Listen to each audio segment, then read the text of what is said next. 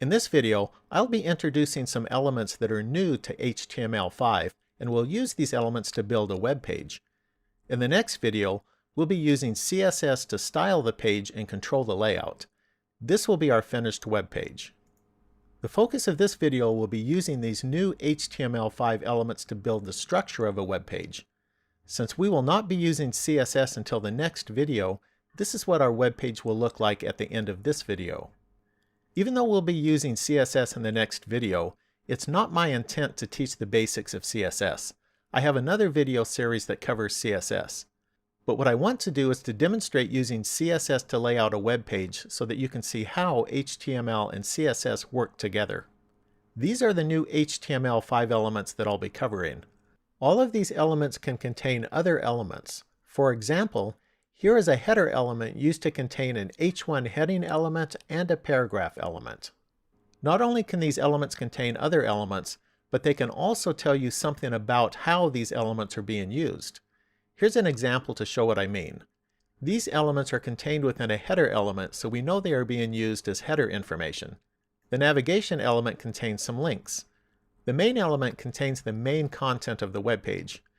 And the footer element contains footer information. So these new elements can make it easier for us to understand the content of a web page. These new elements can also help computers to better understand the content. But why is it beneficial for computers to understand the content? Two common reasons that are given is that it benefits search engines and that it also benefits screen readers.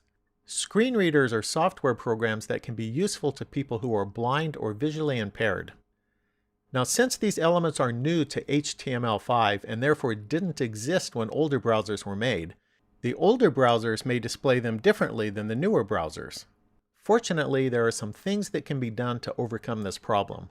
I'll be covering this topic in the next video. Now let's jump in and start building a web page. We'll start with a basic template. This web page is about news, and so I'll title it News. Now in the body section, let's add a header element. The header element can be used to group elements together that are used for introductory content of a section. In this case, the introductory content is for the whole page. Inside the header, I've added an H1 heading element for the name or title of the website. I've also added a paragraph element to give a description of the type of news. Let's take a look at this in the browser. Now let's use the nav element to add a navigation section. This element is primarily intended for major navigation blocks, and so you don't need to use it for every link that you may have on your web page. We're using it here because it will contain the main links of our website. This element is an unordered list element, and it's not new to HTML5. It's used to represent a list of items, and in this case we're using it for a list of links. A list item element is used for each item within the unordered list, and I've placed a link inside of each of them. It's common practice to use an unordered list for a group of navigation links. This is what it looks like in the browser. Here is the navigation section. These markers are displayed because we're using an unordered list for the links. In the next video, we'll be using CSS to lay out the links horizontally, and the markers will not be present. For now, however, I'll be primarily focusing on the content of the elements rather than how they're displayed in the browser. Next, let's add a main element. This is where the main content of the web page will be located. For this web page, the main content will have two sections, one for local news and one for national news. So let's add two section elements.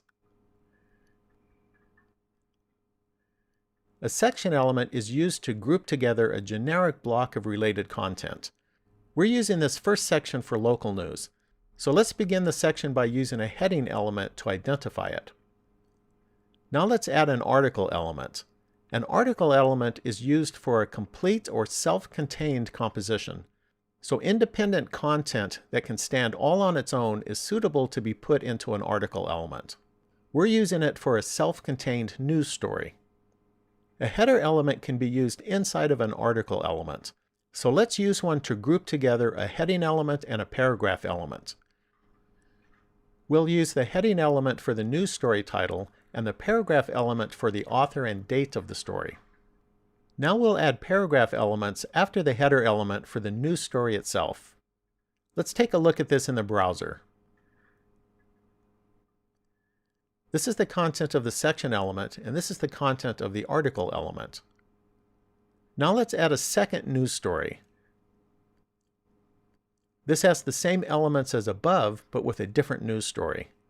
Let's look at this in the browser. This is the first news story, and this is the second one. We're using our second section element for national news. We'll begin this section with a heading element to identify it. Now let's add two news stories just like we did above. This is what it looks like in the browser. Here's the local news section with our two news stories. And here is the national news section with two news stories. Now we're going to add content that will be used for our sidebar. We'll use the aside element for this. The aside element is used for content that is separate from, but related to, the content around it. So what you put inside this element depends on where it's located. If it were located inside of one of the article elements, then it should be related to that specific article. Since we're using it outside of the article elements, directly in the body section, it's related to the web page as a whole. We're using it to ask people for news tips. Other uses for this element can include things like advertising or groups of navigation elements. The aside element is frequently styled as a sidebar, but it doesn't have to be. Now let's look at it in the browser.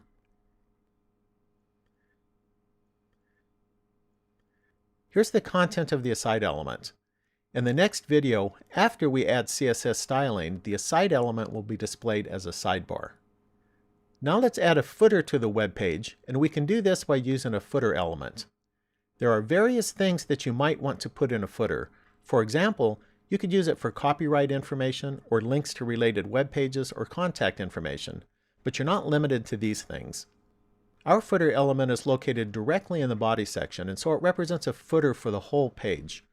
We could have also placed a footer element inside of an article element, which would represent footer information specifically for that article. Let's take a look at this in the browser.